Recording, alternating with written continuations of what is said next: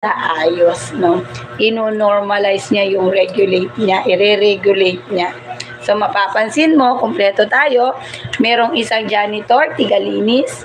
Meron namang karpintero, tiga-repair.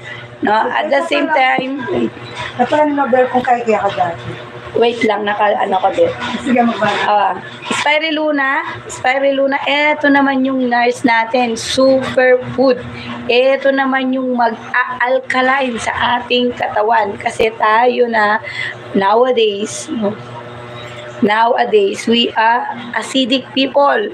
No? Acidic na tayo. Kasi bakit? Almost lahat ng kinakain natin, acid. No? So, ito naman yung magbibigay ng enough sustansya or nutrients. Ia-alkaline niya yung ating katawan.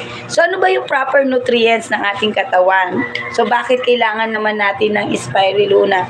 Alam niyo po ba na ang proper nutrients o yung daily nutrients na kailangan natin sa katawan is 80% alkaline. Pag sinabing alkaline, dapat fresh fruits, fresh vegetable, yung water, nuts, and fish. Sabihin 100% organic, alang chemical, at 20% acidity. Ano yung acidity? Ito yung mga piritong isda, inihaw na baboy, fast food, no? Junk foods, longganisa, tocino, hotdog, french fries, yan yung mga acidic. Pero ito yung tanong, payless, pansit canton, ano ba yung madalas na niluluto natin or hinahapag natin sa ating mga mahal sa buhay? So, again, kahit hindi na po kayo magsalita, bumaligtad, 80% acidic na po yung kinakain natin. At ang tanong, meron bang alkaline o yung fresh? Diba almost wala na. So, ang good news, si Dr. Lim Xiaojin, eto po to. Especially sa mga bata, kung hindi makakain o hindi pala kain ng gulay, eto po. No? Eto, katumbas po ito. 2 capsule, katumbas po siya ng 1 kilong gulay. At prutas, karne. Napaka ganda nito. Superfood. No, yan si alkaline.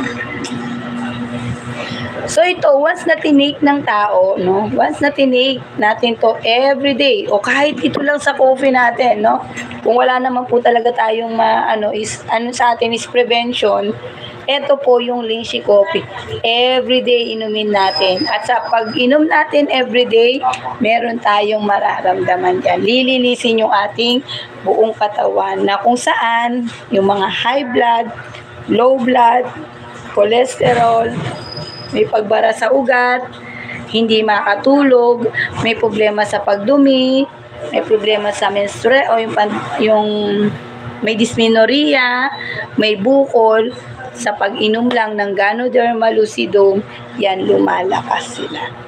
No?